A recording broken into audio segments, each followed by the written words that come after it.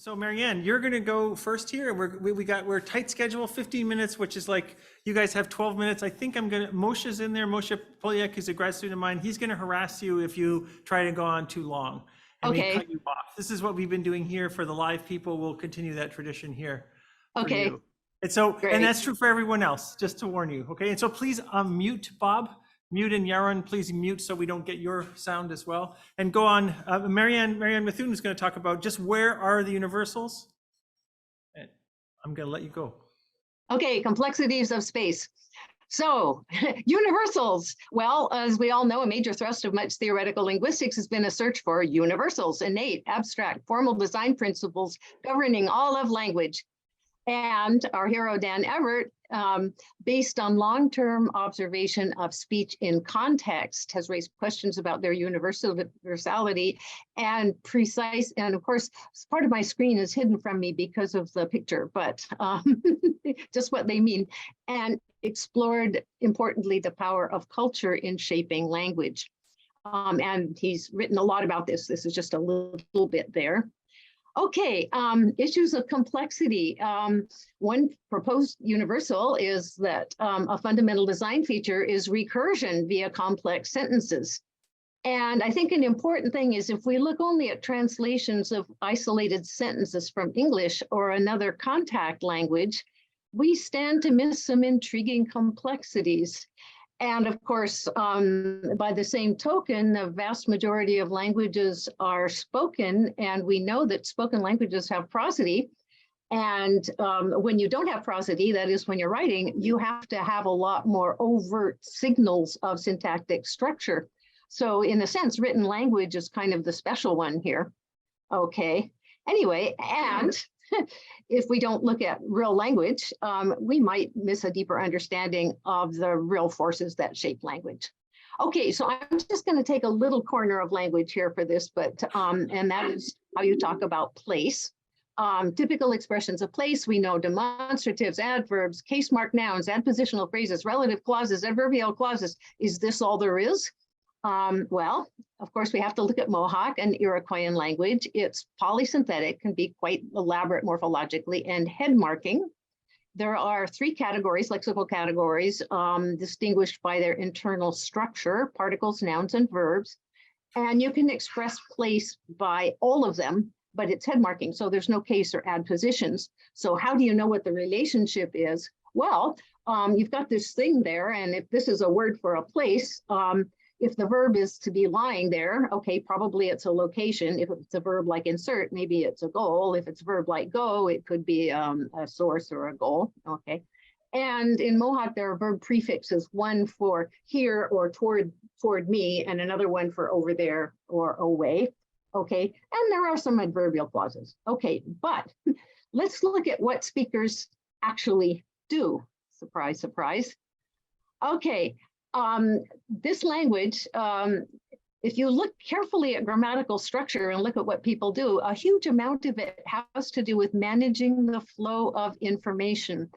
It can have complex morphology, and basically, if you sort of stand back and look at what people do, you see that very often a significant new idea is introduced in a whole word or phrase. And then once it's part of the scene, it's sort of tucked in with little pieces of verbs, prefixes, suffixes, incorporated nouns. It has noun incorporation.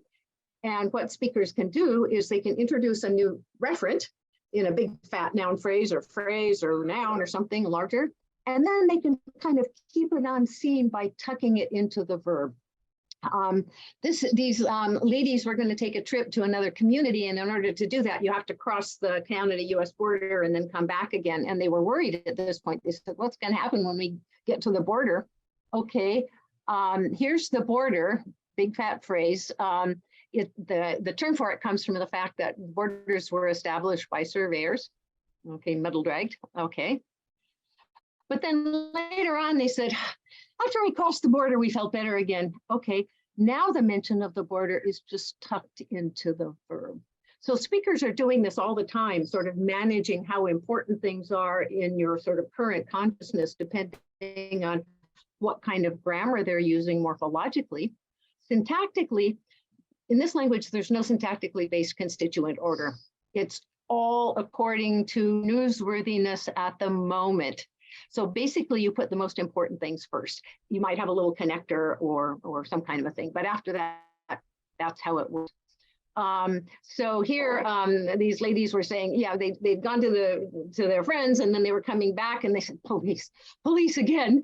There were more police standing near the border. They had guns. They were going to inspect the car. So how did they say that? They said, police again. Okay, when she said police again, okay, notice the important thing is more police. Okay, the more, we already knew about the police. So they're sort of down there, and they were standing near the bridge. So the bridge is kind of just incidental. Then she said, and they were carrying guns. Okay, here, the guns are the point. Carrying just brings them onto the scene. And they were going to inspect the car.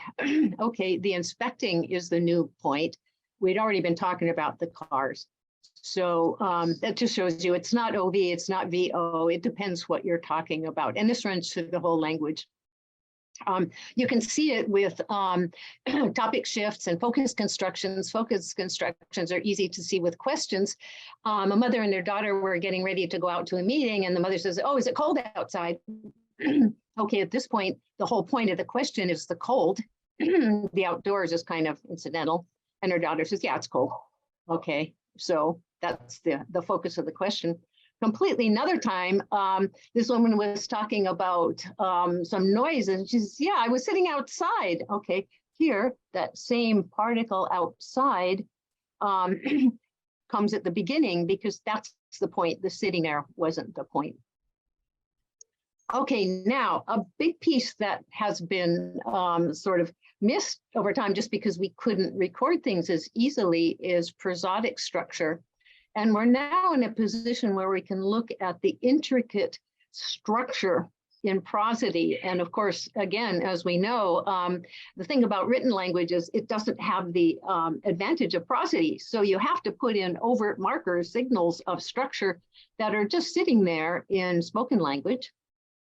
Mohawk speakers, like those of other languages, tend to produce speech in spurts, one intonation or prosodic phrase at a time. And if you look at what they are, basically they're giving you one new idea, one significant new idea, or one focus of consciousness, what's important at the moment at a time. So here's a guy, he says, yeah, I stop by the old folks' home sometimes. How did he say this? Okay, from here on, all the everything's arranged by intonation unit. So he said,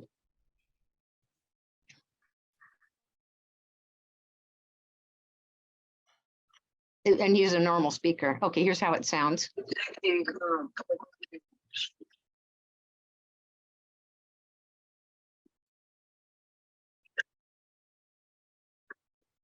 Okay, so you get good at hearing this. Notice this one's a little longer, but he'd already said stop by, so that's not new.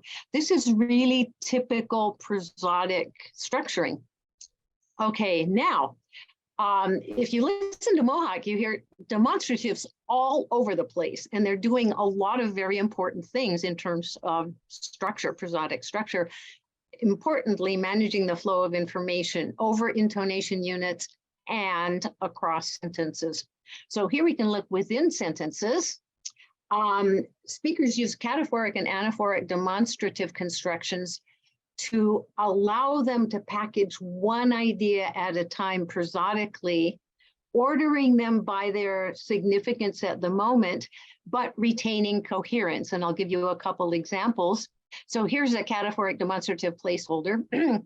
This is a standard thing. So she was talking about when she was little and her mother said she was going out and asked her to take care of her little brother. And the mother made a pallet by the fire. So this, how did she say this? There's the place. First, she said she made him a bed. And then she added the place. Okay, so this is the important part, but that's a separate idea.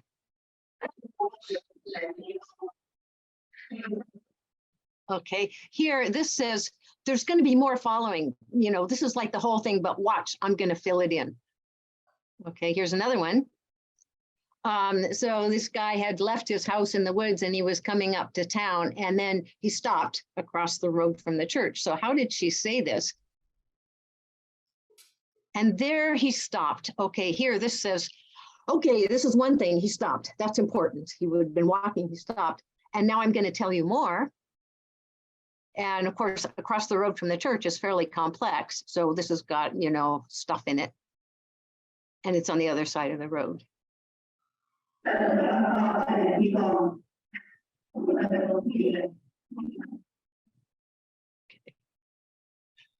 Also, there's anaphoric demonstratives that give you coherence by linking things to the preceding. So he says, oh yeah, somebody has a garden along the river. He'd been walking along the river. So he starts out, he says, well, you know, along the river. So he's establishing the scene. And he says, there they have a garden. This gives you coherence with this. This links it to that. Somebody, not very important. You can really hear the prosodic structuring. So this mother was cleaning her son's room and found this kind of dubious object under his bed and asked the son, what is that? And he said, well, the teacher told me to put it somewhere dark and warm. And so how was that said? She related later. He told me place it's dark. He said, place it's warm. There you will lay it. So these are the more important things. And this gives you coherence up to here.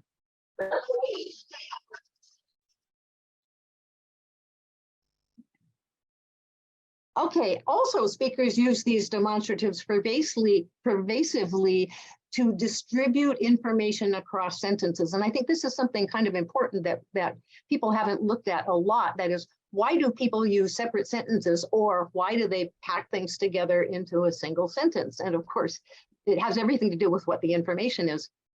Okay, you get demonstrative constructions to give individual prominence to important ideas in separate sentences, but the demonstratives retain coherence. So this is back to the woman who was told to babysit for her little brother. Oh, sorry, that's a fire screen. So first, she says, well, you know, this area in front, it's standing there so that things wouldn't spread the embers. Okay, so this is a fairly complex idea, and she did it in 3 intonation units. And then she says, and that's where she laid him. So she felt it was important to establish this thing first. You know, there's this fire screen, and there she laid him.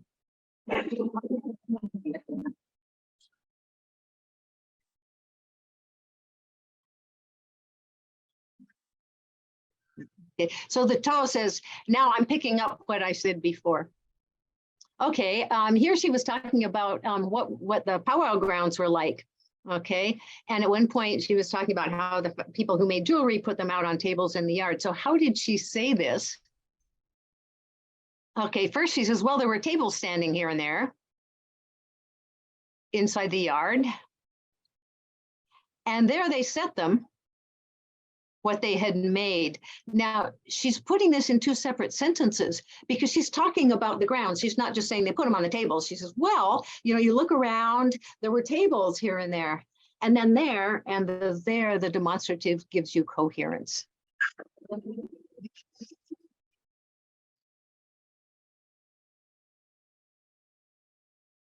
Notice that the different intonation units still give you different pieces of information. Okay, here she was talking about when she was a little girl. My grandmother lived in an addition on the side of our house.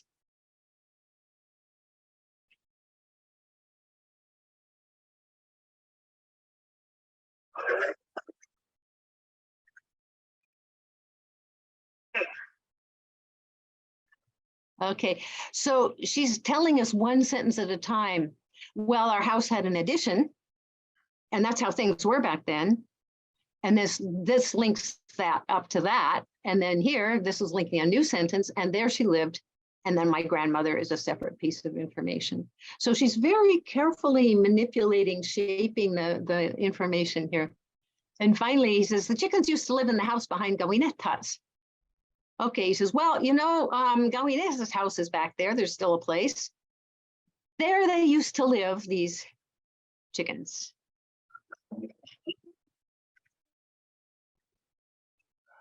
Okay, so of course he's putting it in several sentences. He's saying, okay, you know, there's this place back there. And then here you've got another sentence, but it's 2 information units. They used to live there, and the chickens. So conclusion. Dan Everett, as we all know, has over a long period provided thought-provoking ideas on the nature of language universals, questions of innateness, and importantly, the role of culture in shaping language.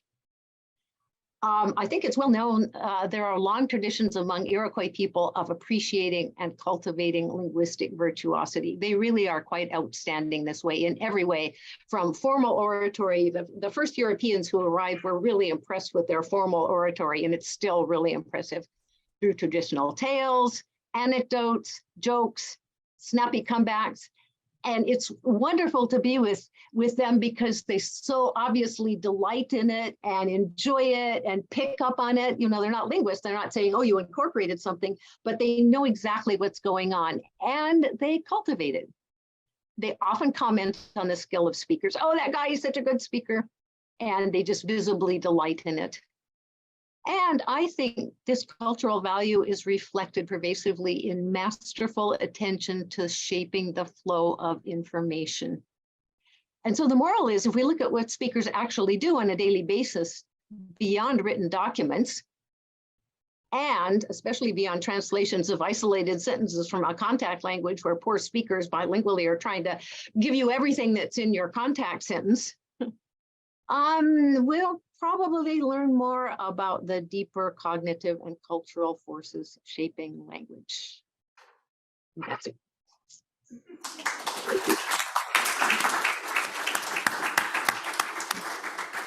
Yeah. Thank you, Marianne. I have good news and bad news for you. Your audio, your video was great and we could hear you perfectly, but we couldn't hear any of your sound. So if someone else, but fortunately you were giving us a very good visual of where the intonation should be. So so the good news is for other people, we should test if they have audio going forward. I wanted to make sure it goes through the mic or something. There's something we could not hear we heard like basically a muffled thing. Is there a single question from anyone? Dan, I'm sorry, Dan, can you come up? Yeah. You got to come up here if that's okay. I mean, it's just easier for him to, then she can see you probably. Yeah, that's better. Can you see me? Yeah. Okay, Marianne, Yeah. loved your paper. No particular surprise there, but there's been a lot of study of very similar kinds of structuring and information distribution in rap music and in African American vernacular, and some of the games, improvisation of language that is practiced in the African American community. And so if somebody thinks Iroquois or an indigenous language might be too formidable to study, there are lots of other opportunities. And that was, I really enjoyed that, especially since I'm actually writing right now on Iroquois philosophy for some weird reason. Oh, wow. Oh, thanks, Dan. Wow. Okay, I'm sorry, but I think we have to go on to the next one. Thank you very much though, Marianne. Okay, thank you. Thank you for timing. And then, so I think that's Bob Levine. Oh no, yeah, it is Bob if you're there. Good. Okay, very good. Fire Okay. away. Okay, so my title is A Peircean Turn in Linguistics, a little bit more modest than the Peircean Turn that I originally submitted. And basically, I'm going to advocate for Charles Sanders Peirce, the focus of Dan's most recent research, as the earliest intellectual ancestor of the Lambic calculus, a strictly proof-theoretic architecture for natural language grammars, which makes available to theorists a completely logic-based account of linguistic patterns. I'm going to say something about why that's important. It's well known by now that Peirce was the first to use the term valence to characterize the combinatoric argument structure of natural language predicates, and regarded valence as the driver of grammatical composition, to a degree that led Lambic himself to acknowledge Peirce as the ultimate source of his syntactic calculus. All right, how do we get from Peirce to Lambic? Well, let's start by taking Peirce seriously and suppose that syntactic types, more commonly called category names or category labels, express the syntactic or the combinatoric destiny of the lexical item or larger string. We build these argument structures out of three primitive categories, S, NP, and N, which are in a homomorphism to the set of semantic types. Now, for our purposes in my talk, there's just one rule of semantic composition, namely modus ponens, which corresponds to functional application in the semantics. So slept will be typed S\NP. It's essentially an implication. If you give me an NP on my left, you'll get back an S, while transitive 8 is S\NP/NP. If you give me an NP on my right, then if you give me an NP on my left, you'll get back an S. Okay, that's all very nice, but what does Lambic do for you? Well, for one thing, it gets you ellipsis without having to posit completely invisible, inaccessible syntactic structure.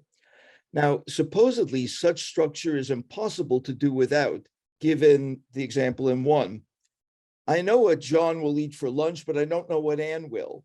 Phrase structure approaches pretty much universally assume a connectivity mechanism linking a filler to a gap site. But if there's no hidden structure in VP ellipsis, how can there be a gap site? And if there is no gap site, what is the filler filling? Well, suppose we're obstinate and reject covert configurational structure anyway, and instead posit a lexical operator which reassigns auxiliaries the valence of an ordinary VP, whose semantics applies the functor denoted by the input auxiliary to some salient property in the discourse context. So we're saying VP ellipsis is basically a kind of anaphora. So an auxiliary will, which takes a bare uninflected VP to its right, will return a finite VP. Hence it's typed, give me a bare VP, and I'll give you back a finite VP.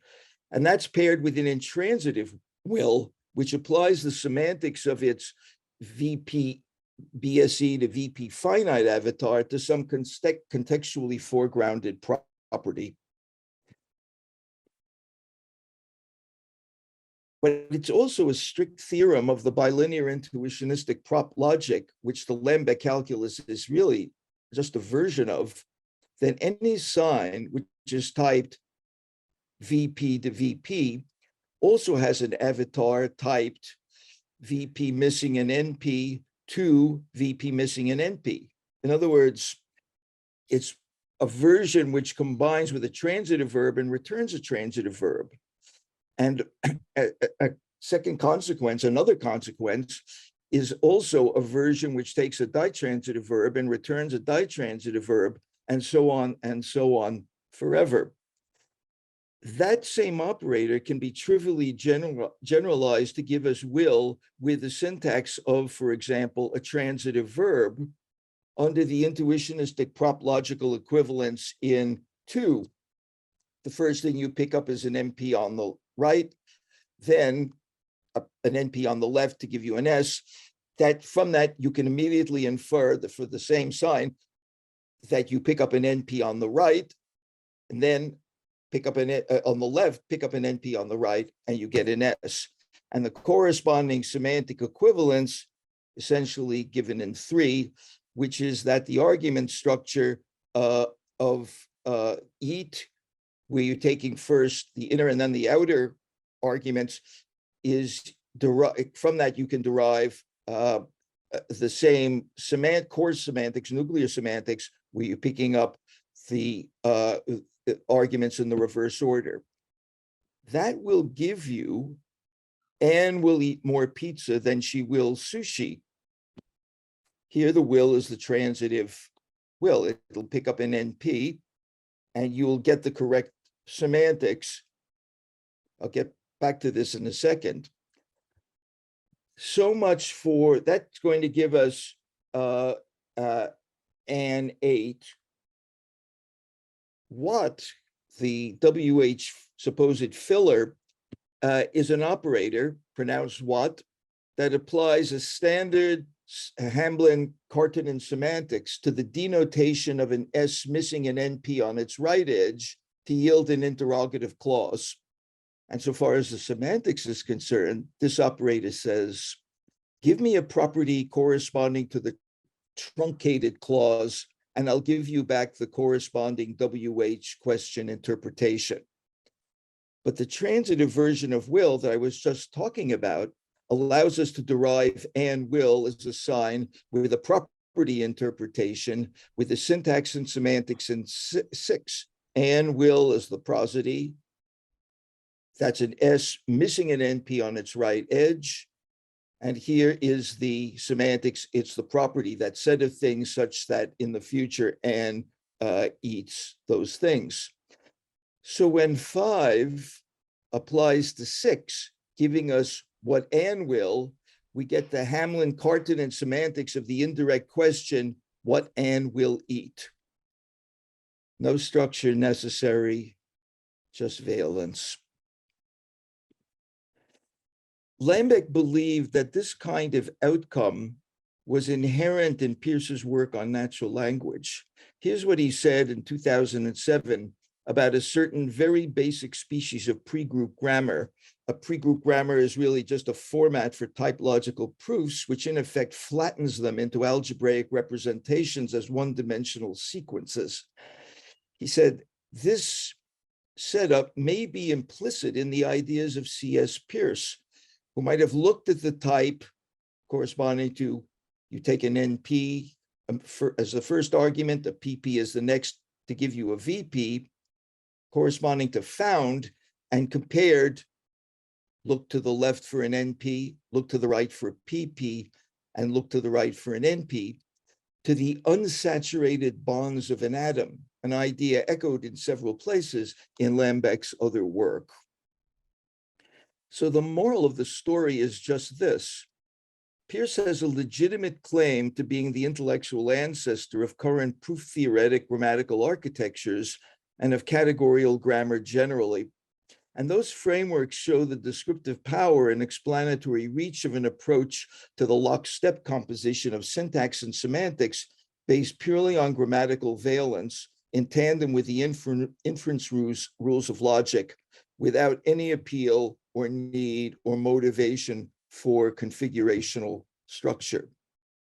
So among his many other accomplishments, I'd say that Dan deserves considerable credit for directing our attention back to one of the still, I think, insufficiently acknowledged giants of linguistic theorizing.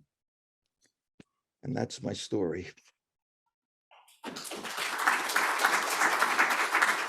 Thank you very much, Bob. Other questions, comments? Come on up, Dan. I can't have been that transparent. Well, really, really, really good stuff. Peirce, as you know, was the inventor of algebraic formal logic contemporaneous with Frege, and he developed a system for implementing a lot of what you've been talking about at the level of the discourse in his existential graphs, which he was working on until the time of his death, and which he was able to develop, and they're isomorphic, for example, to what was invented much later by Hans Kamp, called discourse representation theory. But that's really cool to see the basis of it, more or less along the lines of the algebraic logic, which he then later turned into existential graphs. Right. In fact, can I just break in here, Dan, and say, it was in his work on the algebra of relations that basically Peirce almost invented residuated algebraic and with immediate application to logical representations. The slash to the left, the slash to the right, they're basically the residuals of residuated logics. they're the lower and upper adjoints of basically of a Galois connection for situated lattices. And he didn't quite do it, but those operators that he introduced are essentially exactly the same thing that Lembeck rediscovered, if you like, in 1958, and has always been very generous about attributing to Peirce for the original idea. And all subsequent versions of categorical grammar represent developments or outgrowth or applications of the Lambic calculus. So in a sense, Peirce is everyone's ancestor in my neck of the woods. Good to hear. Well, thank you very much, Bob. It was really lovely having you here. Glad to make it. Thank you.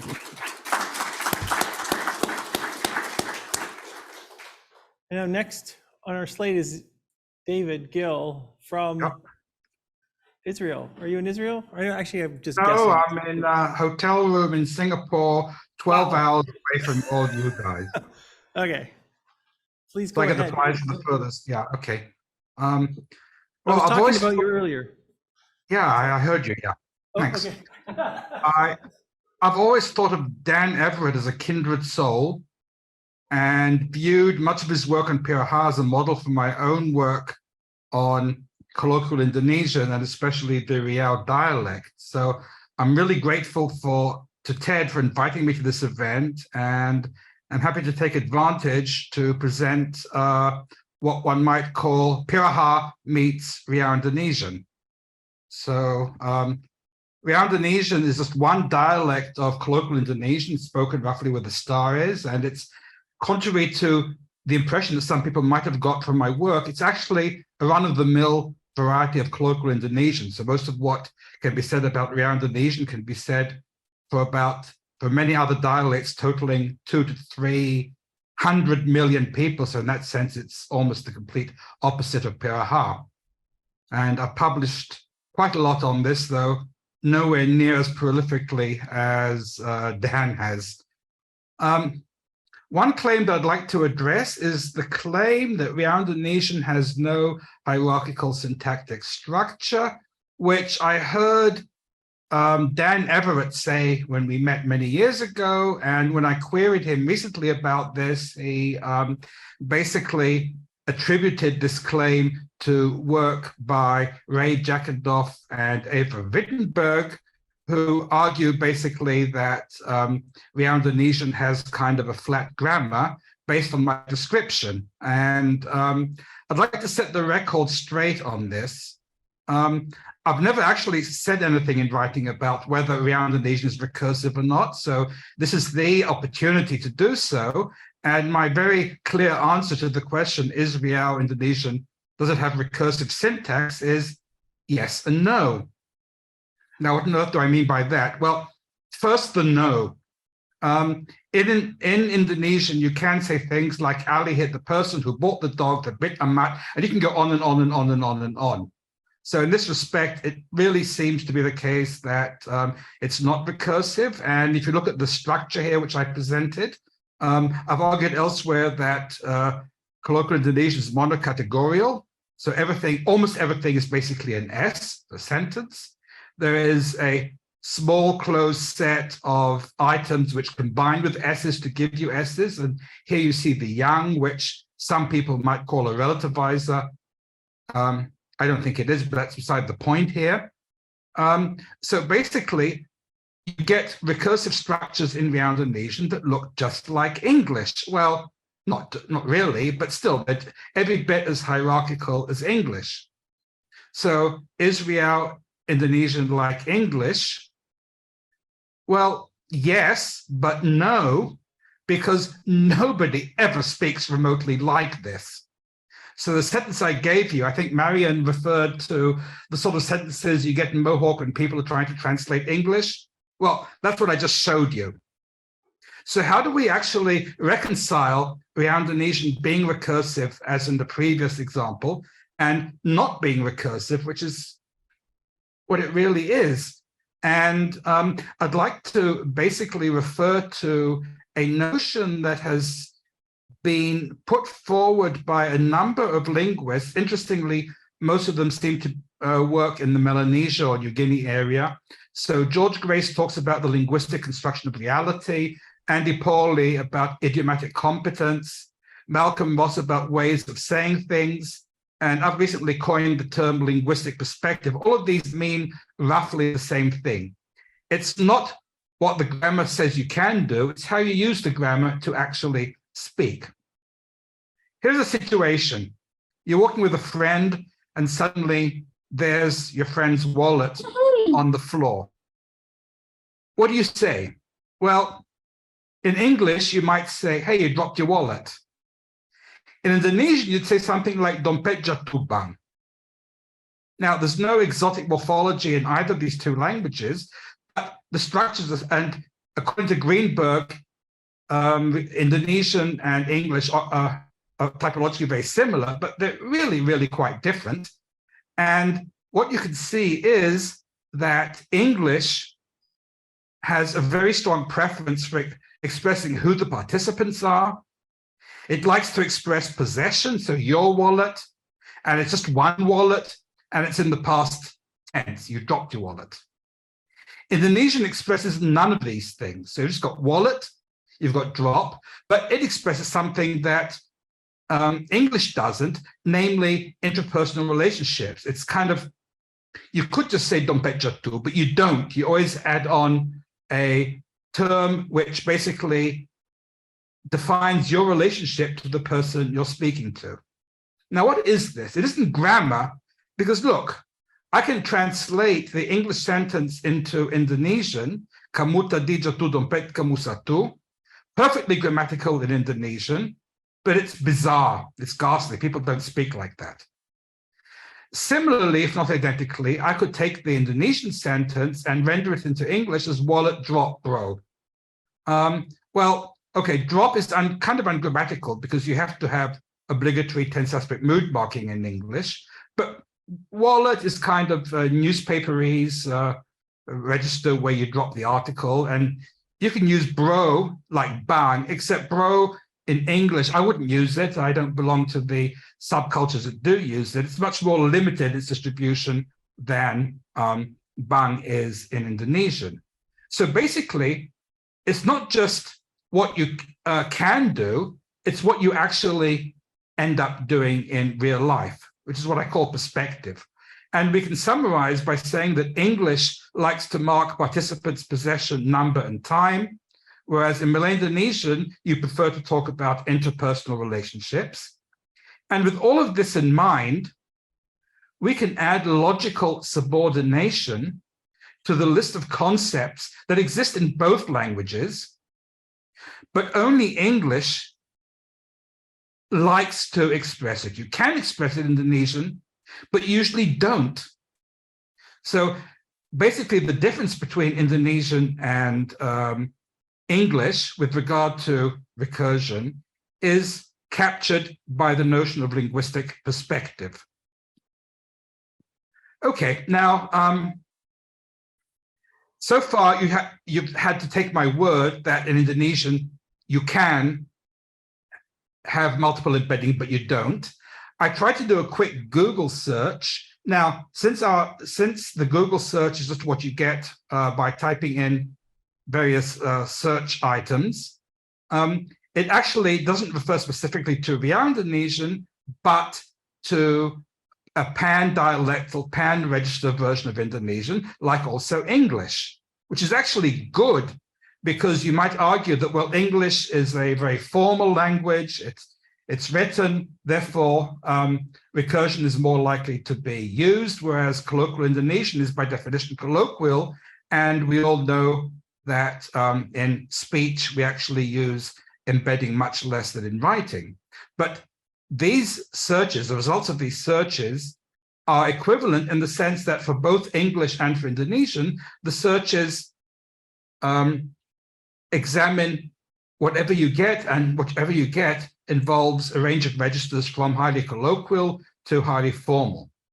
So if you search for the string he thinks he said, you get almost 4 million hits. If you search for the equivalent string in Indonesian, you get 7. Huge difference. Now, but in order for this to be significant, you have to look at how common the individual words are. So if you look at he in English, you get, what is that, 4,800 million hits. So let's calculate the ratio of he thinks he said to the ratio of he. And what you get is 7 times 10 to the minus 4. So you can think of this as being the extent to which English likes to construct multiple embeddings. And now contrast that figure with the corresponding figure in the second table, and you get 2 times 10 to the minus 9th. So what this shows you is that there is about a 5 order of magnitude difference in the propensity of the two languages to construct multiple embeddings, and that this difference is pan-register, not due solely to the fact that we're comparing English to a colloquial variety of Indonesian. Another search for he thinks he said, before it was he said he thinks, this is he thinks he said, you get similar results. Finally, I took the expression, who do you think is going to win? Which is very common in colloquial English. I mean, I could say, who'ja thinks gonna win. That sounds totally natural in colloquial English, and you get over 800,000 hits. I couldn't find anything remotely like this in Indonesian. I tried various pronouns, 2 different ways of marking the future tense. Couldn't find any hits, any usages of this construction, with the single exception of the first one, siapa Anda pikir akan menang, which is highly formal. But then when I looked at the actual website, it was a translation of English. It was a discussion in Indonesian explaining the structure on who you think will win. So basically, what these results show is that Indonesian has a very strong aversion to multiple embeddings, even though they are grammatically possible. So what we end up with is the following picture. If we're looking at the grammar, then English and Malay Indonesian are recursive syntactically. Piraha, according to Dan Everett, is not. Simple, black and white, categorical distinction.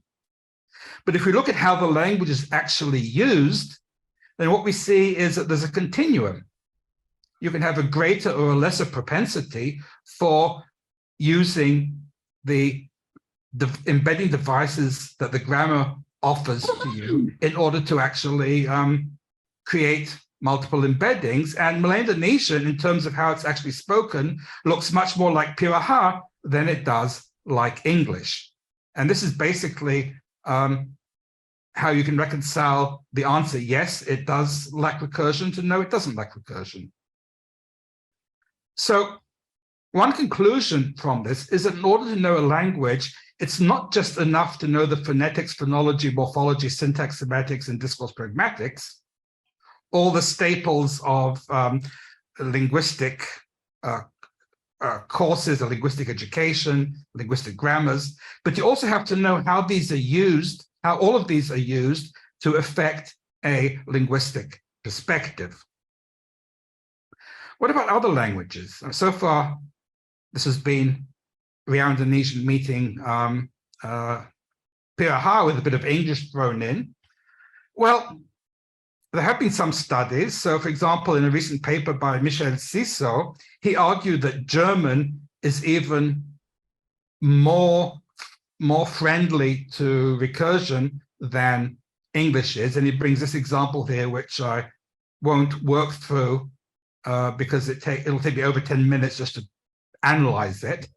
Something that sounds apparently okay in German, but is very difficult to interpret in English. Then you've got the whole rich vein of cumulative stories. So there've been quite a bit of studies of stories where, such as the Jewish Haggadah, which Jews recite on Passover.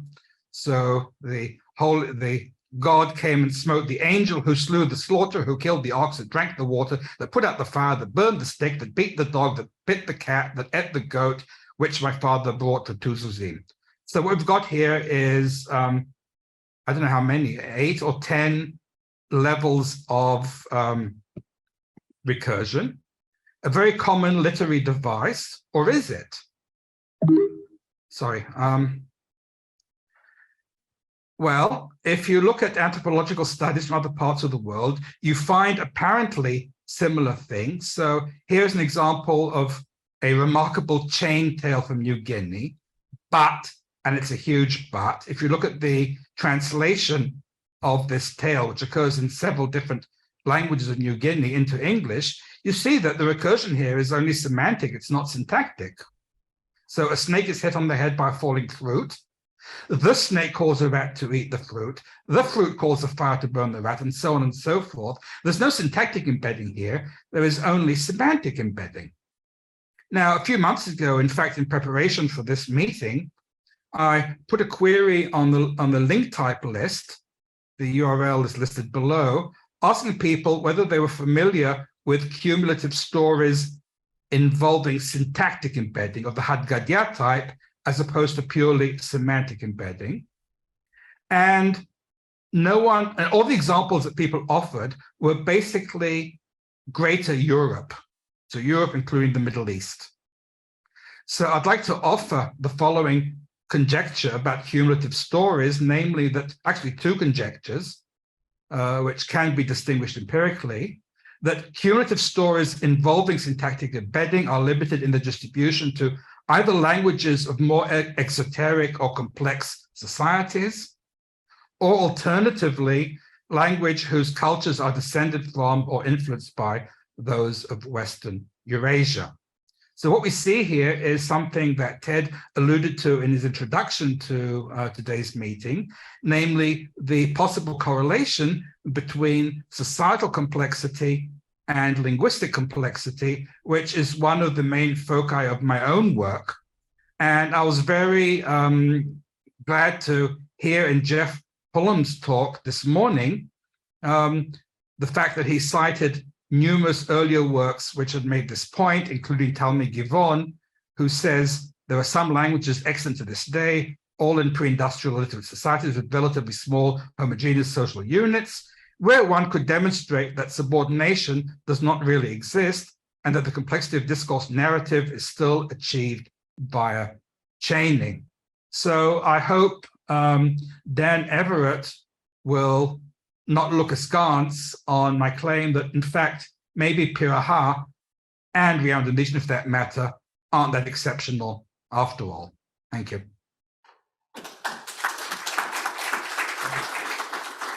Thank you very much, David. We got time for a question. Yeah, just you say it, and I can repeat it. Sasha. That story that David just read out. Can't hear you. I'll repeat it to you. Go ahead. I don't actually know how to phrase the question, but that story that David Gill just read out sounds very similar to the example that Thomason is known as recursion in the literature, cited by various people. Might there be a connection to the example that David just gave to Hebrew? Oh, he wanted to know about the examples you gave for Hebrew. Are those connected in some way possibly to examples that Steve Pinker and Noam Chomsky give for recursion? I don't know. Is that right? Yeah. But the Hebrew example, is that recursive? I mean, was that one long sentence? It is one long sentence. Can you hear me, David? I can hear you, yes. So the Hebrew example, actually, it's not even Hebrew, it's Aramaic, written in Hebrew script. The Aramaic example is one long sentence, just like the English translation, yes. What use Chomsky or Pinker might have made of it, I don't know. Okay. Okay. Yeah, Iris. Is the link between Microphone, please. I'm going to translate. I'm just going to repeat, okay, in a second. So don't make it too long so I can do this. between social and linguistic complexity, or when one Does the link between social and linguistic complexity hold when you control for literacy? Ooh, very good question. Iris Barrett. Yeah, I suspect that it does, but I'll have to think about that some more. But thanks for asking the question. Okay. I think there's a lot of questions still, actually, but we have to keep moving. I apologize for this. It's a very interesting talk, David. But we have 3 others, and there's more stuff happening after that. And so I can share that. yeah, yes, please. Thank you very much, David. And who is? Dan, let me first say that it is a pleasure to be able to share this moment with you from Tel Aviv. My presentation today is related to the philosophical part of Dan Everett's intellectual endeavor, more specifically to the theory presented in his marvelous book, The Dark Matter of the Mind. At the beginning of this book, Dan defines the dark matter of the mind as follows, and I quote, "Dark matter of the mind is any knowledge how or any knowledge that is spoken in normal circumstances, usually articulated, even to unarticulated, even to ourselves. It may be, but is not necessarily ineffable.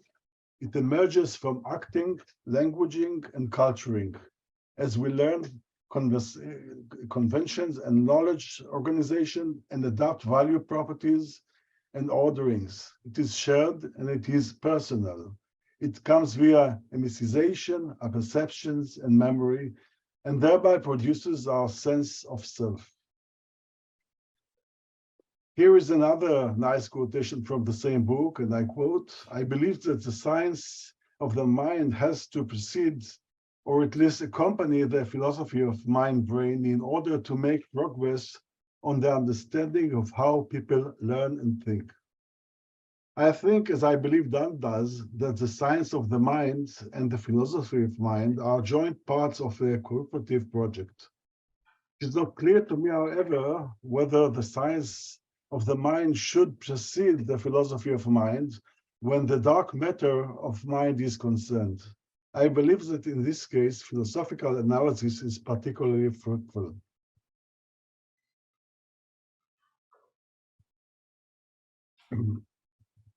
My concern here is with a personal facet of the dark matter of mind and with the way in which it is expressed by our perception.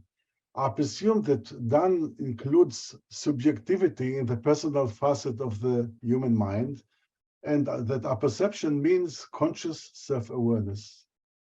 I indeed believe that subjective self-consciousness serves a key role in what Dan describes as the dark matter of the mind.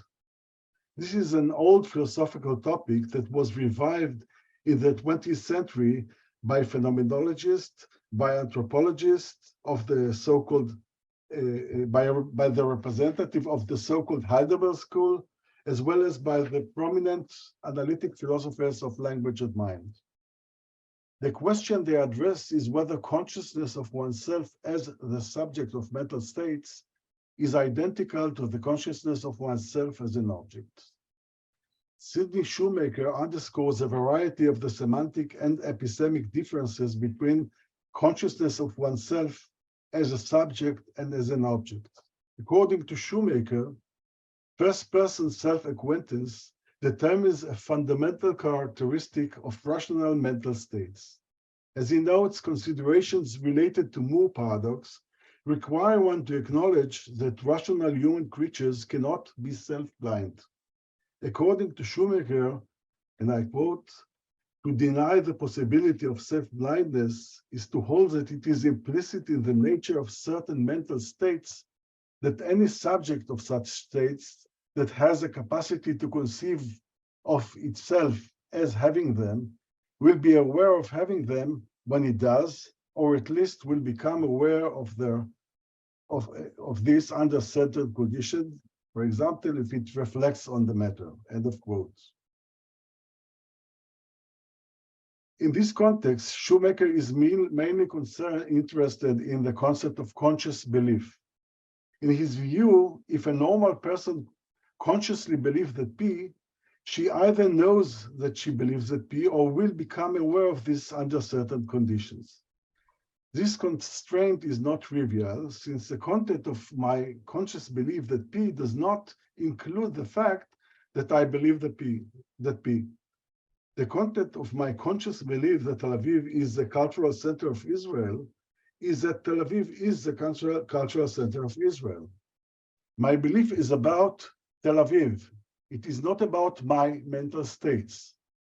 My claim is that similar inverted constraint pertains to deliberative conscious desires.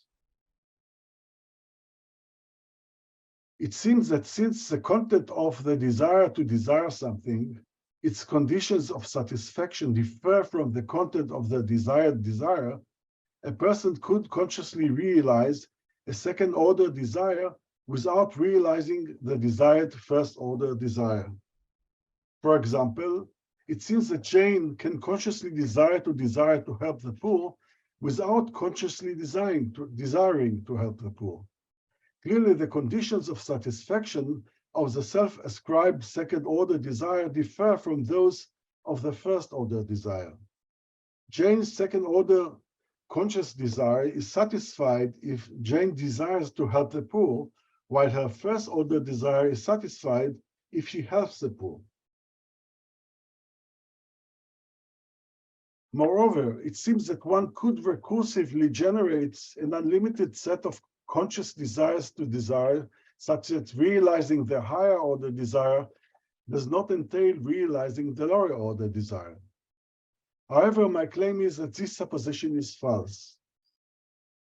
If I consciously self-ascribe the deliberative desire to desire that P be the case, I must have the conscious first-order deliberative desire that P be the case.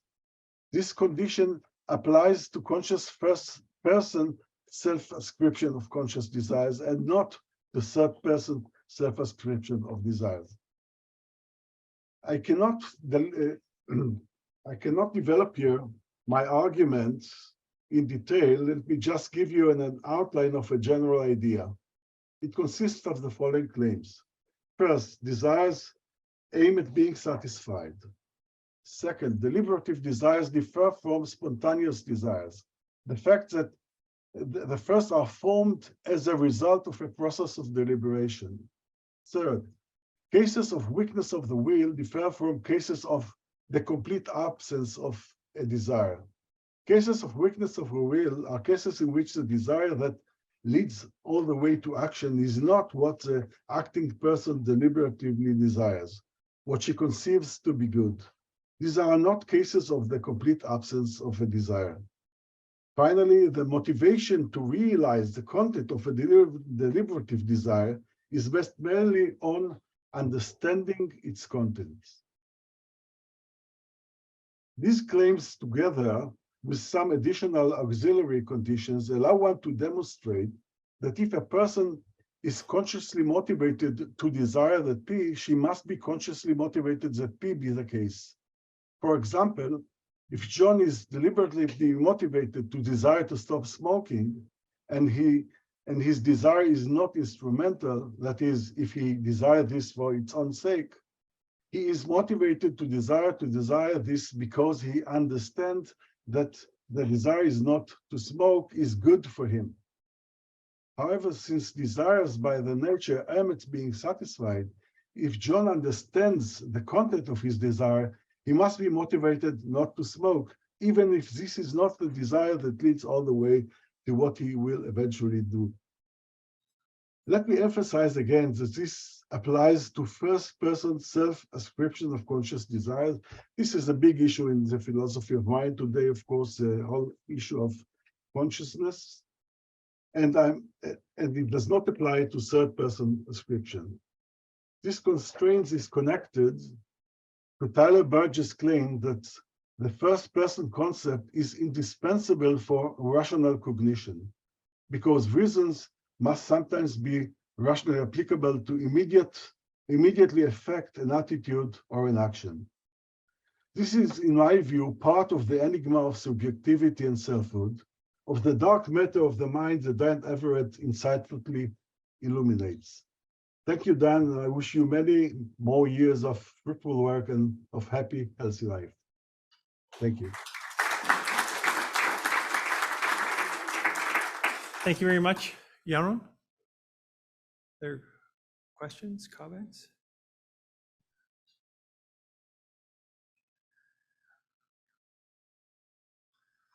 Oh, Dan?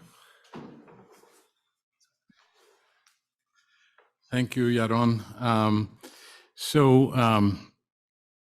In this subjectivity and dark matter, I mean, have you looked at the consequences for the concept of self? The idea of self that I outline in dark matter might still be quite different from your own concept of self if this work takes you to look at the nature of how you conceive of the self. Well, I think that subjectivity and selfhood are not the same thing. Subjectivity is, in fact, the way in which we are accessible to ourselves, in which we are conscious of ourselves. Being selves is not something that is disconnected from subjectivity, of course, but it needs additional conditions. You must be part of a world, part of a culture. You must have a history, etc. All of this is not relevant to the way in which you are self-represented by means of being conscious. In being conscious, self-representations are very interesting in that sense. I mean, if you think, for instance, on the phenomenon of the essentially lexical and related phenomenon discussed by philosophers of mind, John Perry, for instance, then you get quite an interesting phenomenon that is important in itself. It is not connected to selfhood as such, I believe. Of course, selfhood must involve it, but you don't get selfhood from that. And this is why I think it is compatible with what you say. It's not incompatible. Very, very good. Thank you for that. Thank you. Thank you, Yaron.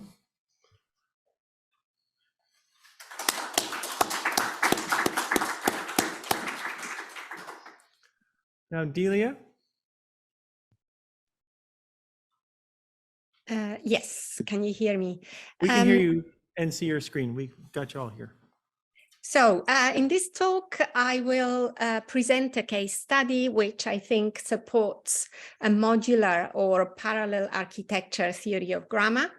And I should say that the particular theory of grammar which I have been adopting for years is Robert van Weilen's framework, and it was Dan who first encouraged me to pursue, to use this framework, and for this I'm very grateful.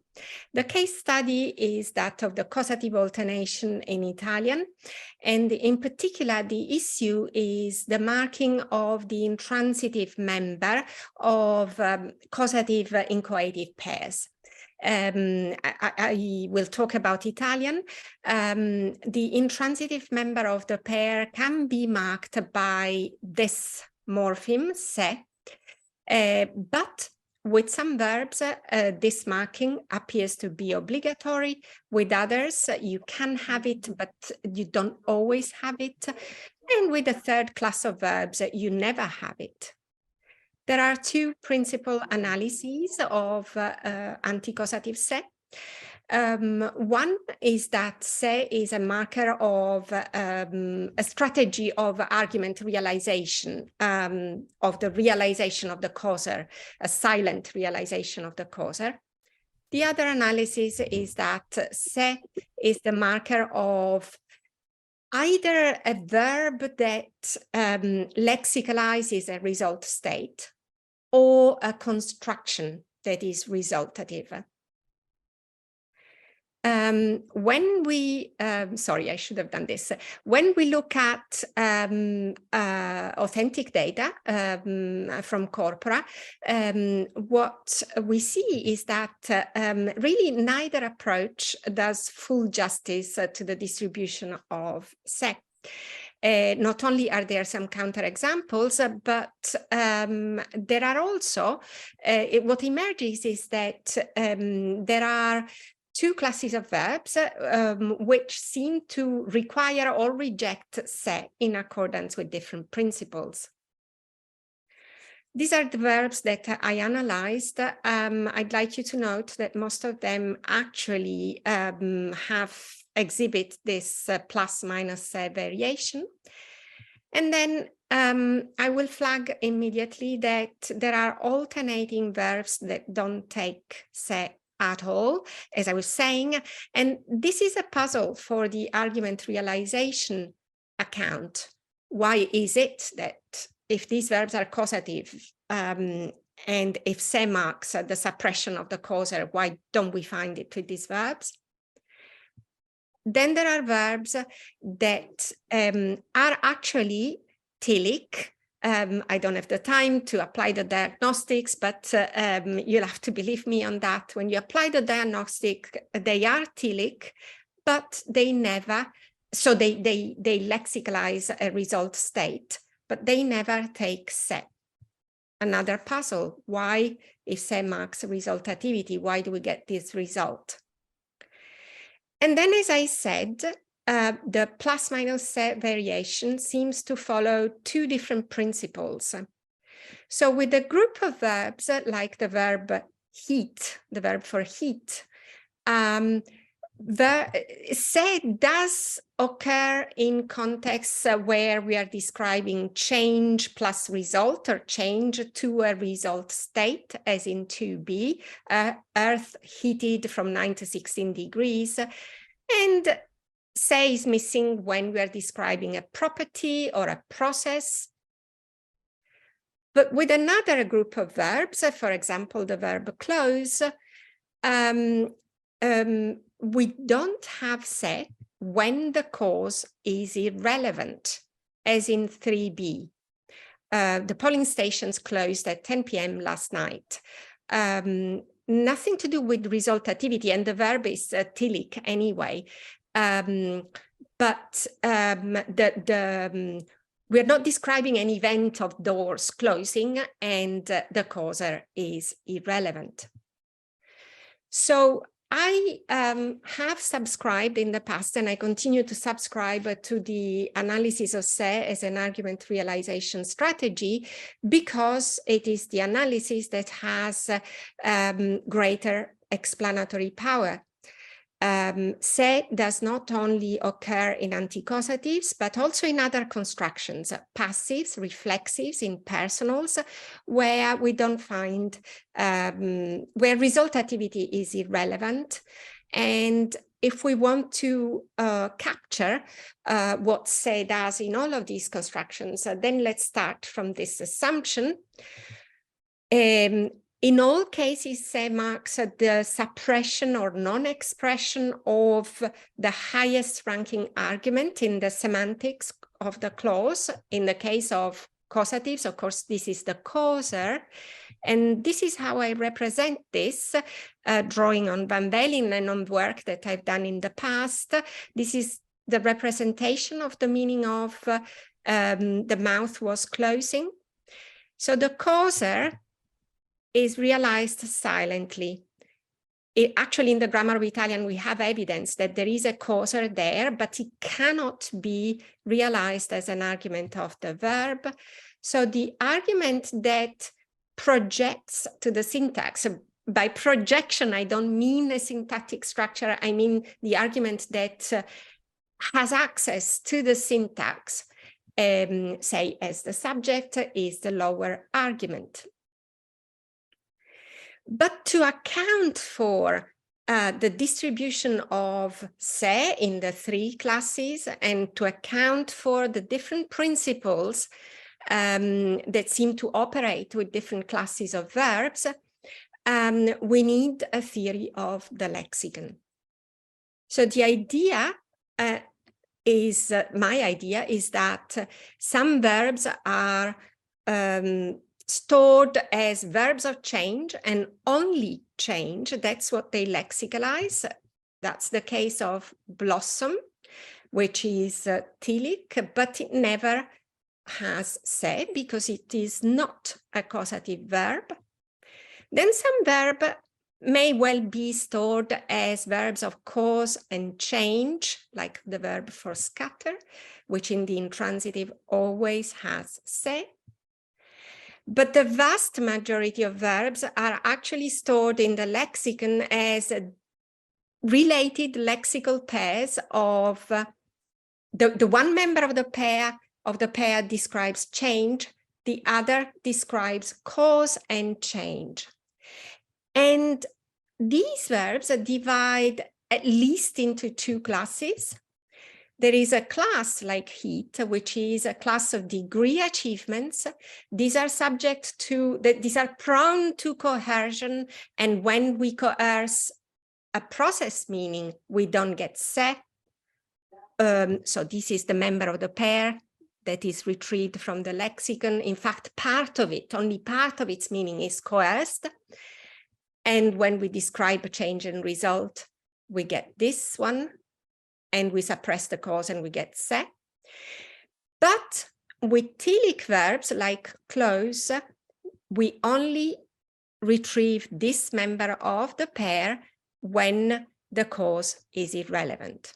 And finally, why is it that there are alternating verbs that never take se? These are also degree achievements, but they never take se. So I think we have to, I propose that there is a constructional instruction, a constructional constraint on se anticausativization in Italian.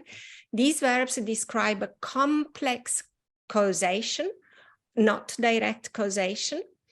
So there are intermediate causes between the main causer and the causee, and se anticausativization doesn't apply in these cases. So to conclude, to describe, to capture complex, pervasive features of grammar, like se marking in Italian, in many Romance languages, se occurs in anticausatives, passives, impersonals, reflexives. We need general principles of semantic syntax linking, which are operate above constructions. We need a theory of the lexicon to capture the chemistry of particular verb classes with particular constructions, and we need constructional constraints. And I'll finish here.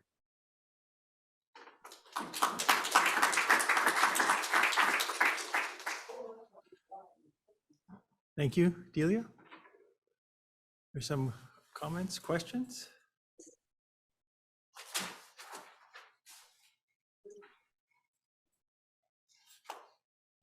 Yeah. I'm curious about the impersonal say in Italian. So is there a way to form the impersonal using the verbs that don't typically take the say, for example, can we still form the impersonal without adding this say? Is there a way? Is there a way to do the impersonal say in Italian without using say? Is that what you're saying? Is there some other way to say that, basically? To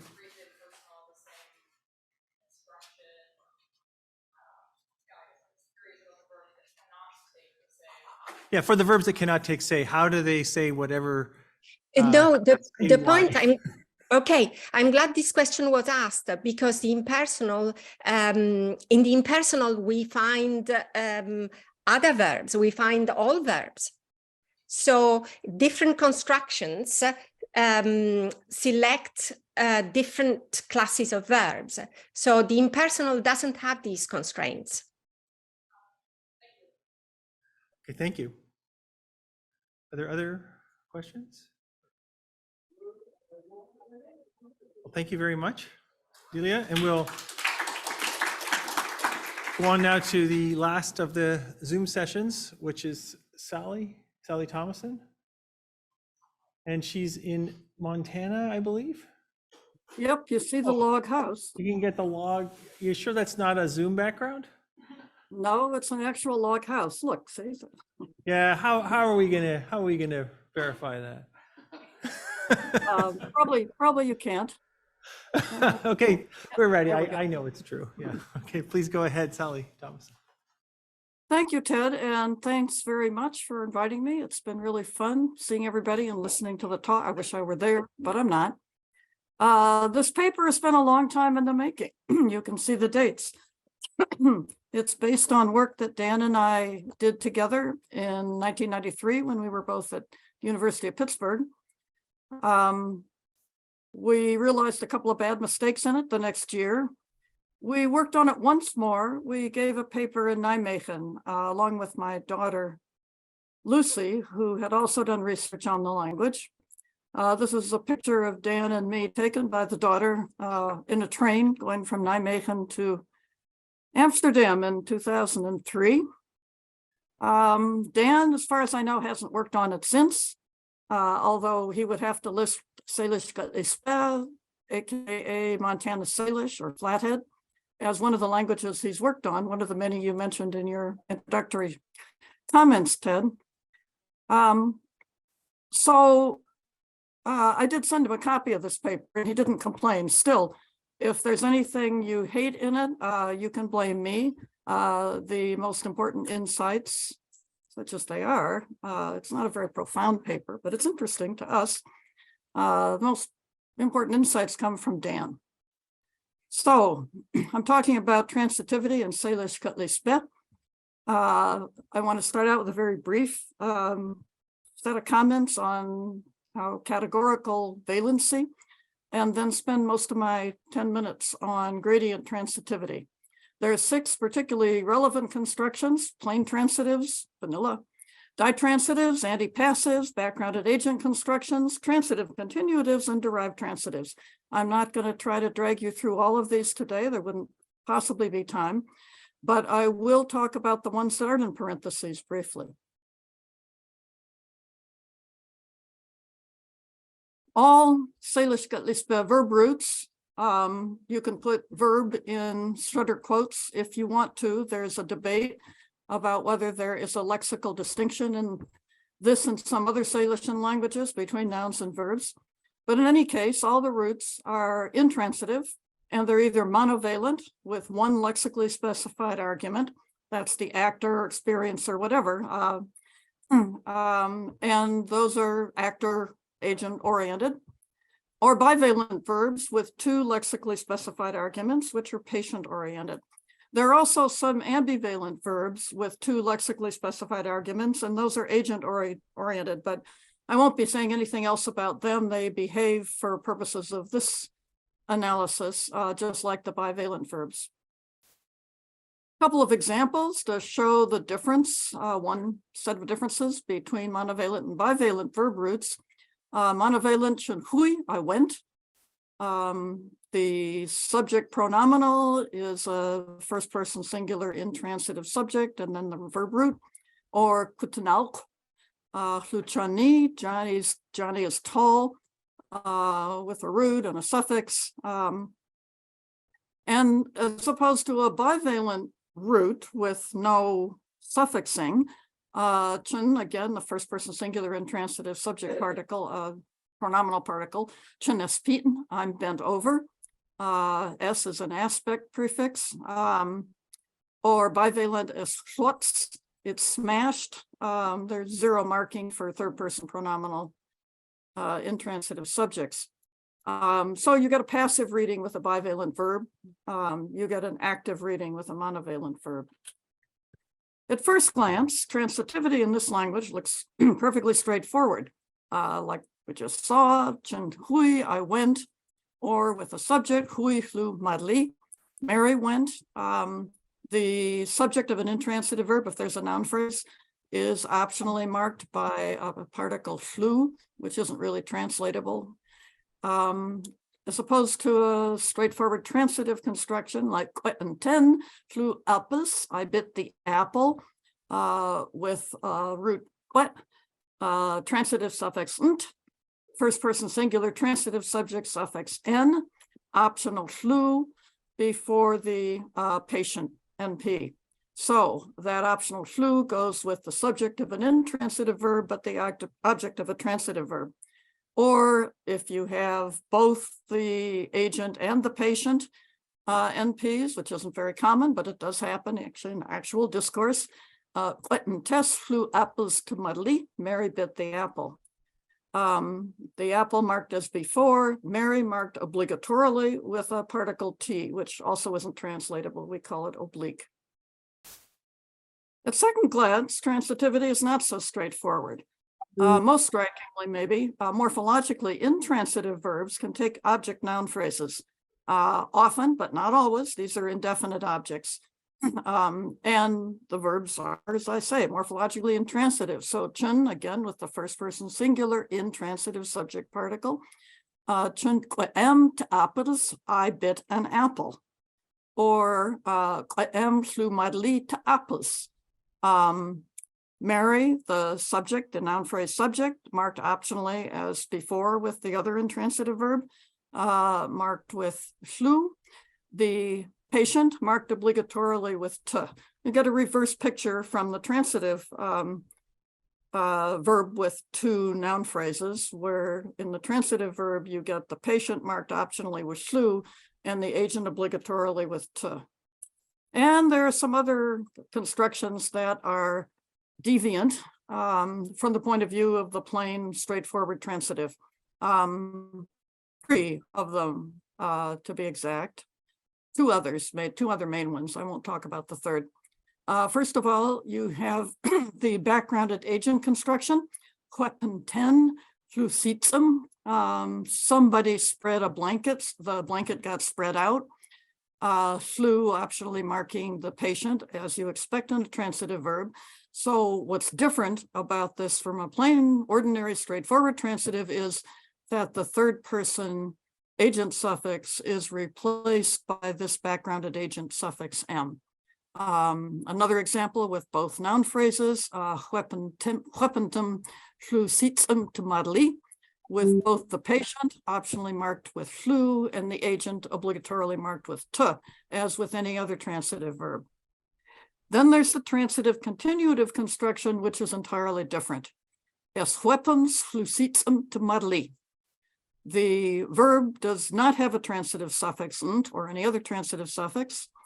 It's got obligatorily a prefix s, the aspect, which kind of merges with the nominalizer. It's got an M marking the transitive continuative, and then it has possessive suffixes or preposed particles indicating the agent. Syntactically, it's identical to any other transitive construction, with the patient optionally marked by flu and the agent obligatorily marked by to. Es weapons flusitsum to madli. So, the backgrounded agent M backgrounds the agent, which is very often, but not always, indefinite. And that construction is cognate with constructions in some other Salishan languages, which are clearly passive. It's clearly not passive in this language, in our analysis, I should say. I don't think Dan would disagree with me now on this any more than he did back in 1993 and 2003. The transitive continuative suffix indicates that the transfer of action from the agent to the patient is not complete, obviously. And what I want to call your attention to particularly is that all 3 of these transitivity deviant forms, the antipassive, the backgrounded agent, and the transitive continuative, they all have suffixes with M in a way that's not completely compelling for an analysis, for the analysis we want to propose, because like many other languages, this language uses only a subset of its, in this case, 38 consonant phonemes in affixes. And there are other suffixes that have M's in them. Still, it's important for our analysis. Our proposal is that the 3 M suffixes indicate reduced transitivity. And in fact, we want to claim that they're allomorphs of a single morpheme, namely reduced transitivity. They're in complementary distribution. The antipassive suffix never occurs either with a transitive suffix, there nst or slul, or with a prefix s or just the s itself. The backgrounded agent suffix always occurs after a transitive suffix nst or slul and without a prefix s. And the transitive continuative suffix always occurs with the prefix s and a possessive agent, and except in ditransitive constructions without a transitive suffix. Seemed to go even faster than I expected, but at least I'm catching you up on time. You'll have a longer break. There are a lot of other complications. This is just a piece of our paper. I have no time to excite you by describing them. We have an especially good argument, thanks to Dan's long ago insight, to support our analysis of the transitive continuative as a transitive construction synchronically, although we wouldn't argue that its history was as a nominalized form. But I don't have time to tell you about that either, so you'll just have to read the paper. Thank you.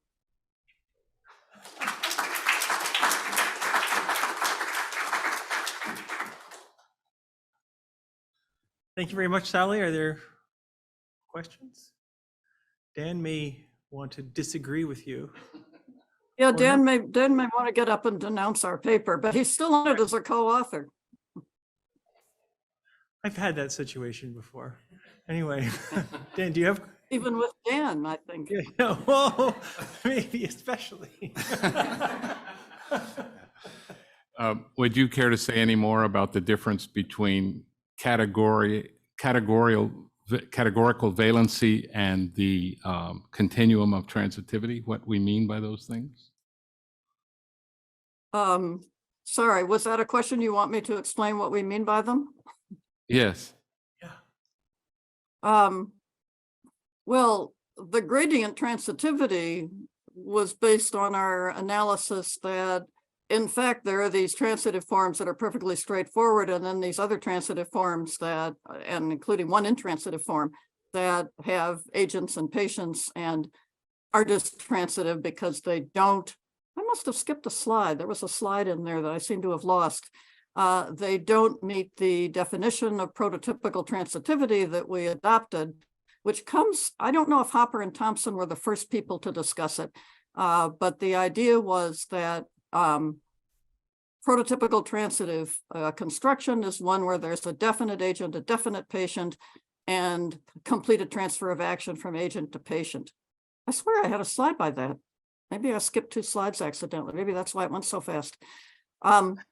Whereas valency, and we didn't discover that till the year after we drafted the original 1993 paper, valency turns out to be a property of roots and of stems, and we didn't work out the whole picture with stems.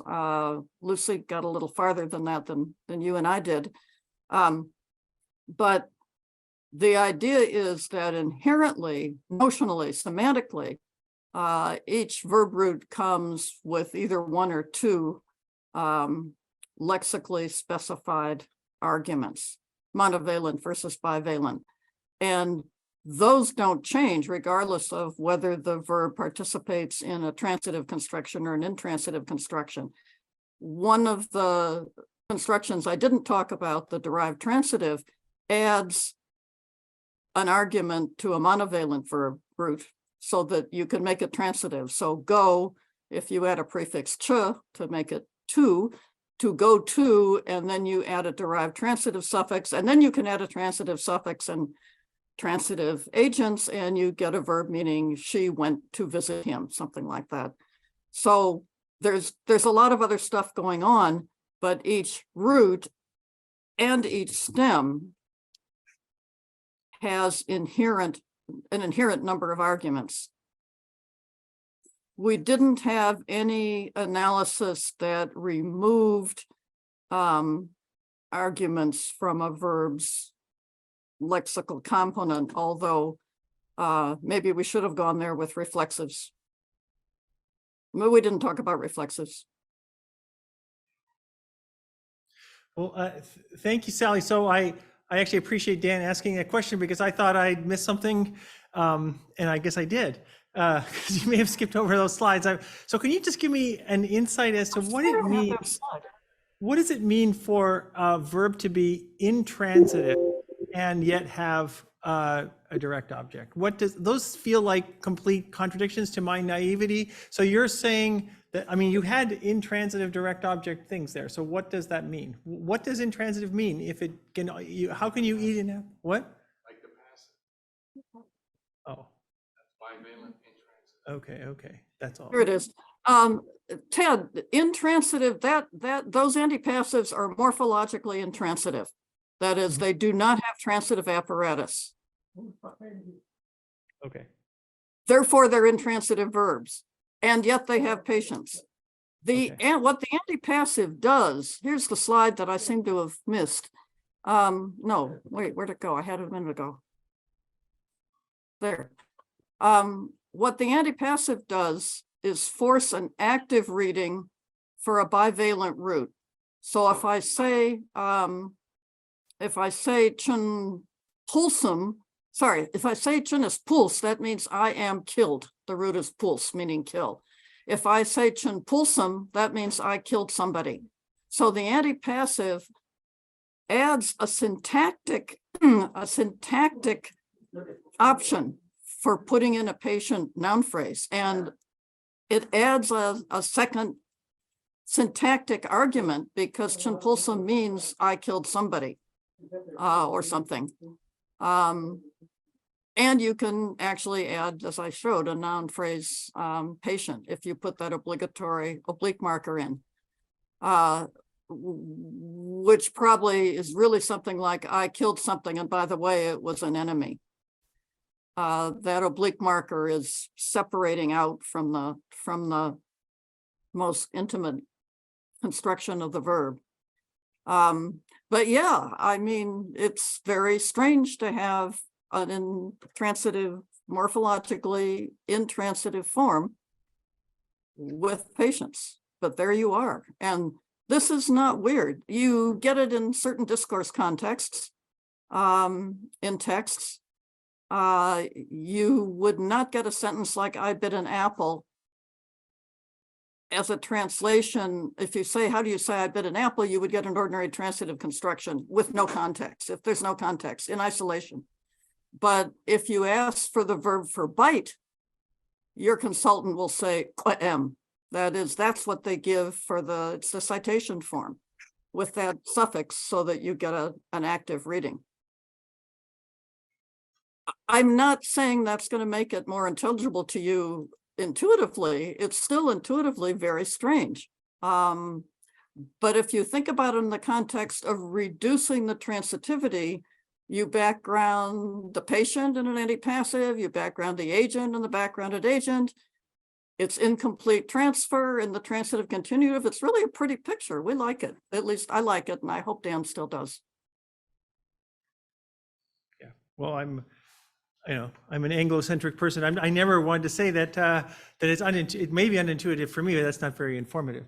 Anyway, so Ray or someone, Jeff, someone back there is waving. They're pointing at each other, so it's unclear who wants to say something. You could do choral reading. Oh, who go? Ray has a question. Yeah, how do you do three arguments? How do you do three argument verbs, says Ray? Give. That's one of the complications that we didn't get into. Dan and Lucy and I were never quite sure. We think there might be trivalent roots like give or help, which I don't have any constructions that don't have all three arguments. They don't behave differently with respect to the transitive stuff I was talking about today. There is what has been called, again, it's not a real translation, it's called a relational marker, an applicative marker that adds a third argument to your transitive stem. So it occurs before the transitive suffix, or it merges with the transitive suffix, depending on the analyses. This happens in, as far as I know, in all 23 Salishan languages and isn't different in this language. So there is a marker in the verb, including for verbs like give and help, for the third object that tells you that there's a second object, I should say. And then if you have the noun phrases, one and only one of those patients can be marked, it's the recipient gets marked with the optional flu, the patient with the obligatory t, and the agent either with another t or with a t, which is a particle meaning from. I'm not sure that's what you were asking about, but anyway, it does. Ray says yes, he looks very satisfied. Oh, good. I can't see him, so I'll take your word for it, Ted. Oh, he does. So I think we are going to stop here, though. Thank you very much, Sally, and thank you to the other members of this Zoom panel today. And we're going to break here. Thank you. I'm going to clap.